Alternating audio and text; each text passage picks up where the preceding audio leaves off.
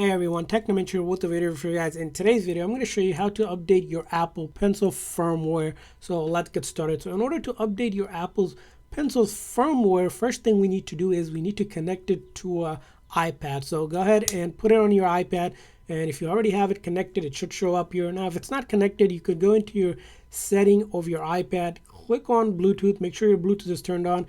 And under other devices or devices, it should already come up and you just click on it and it will connect. But make sure it says it's connected. Now, once it's connected, we need to go ahead and check the update for the iPad. So in order to check that, we go into our settings, again, a general software update, and look to see if there's an update out. And now if there's an update out, you want to go ahead and download, install the update.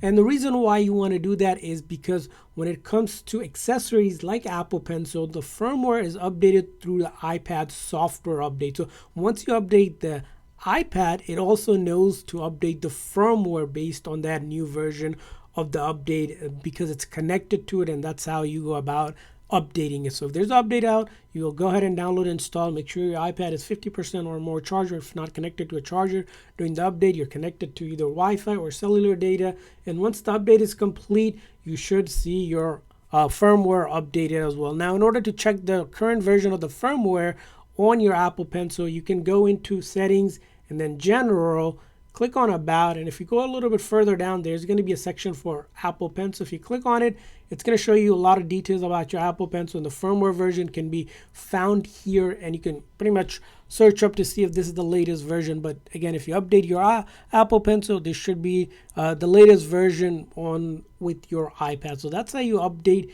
your Apple Pencil. I hope this video was helpful. If so, please consider the like and subscribe button for more tips and tricks for your iPad and Apple Pencil and other iOS devices. See you guys next time.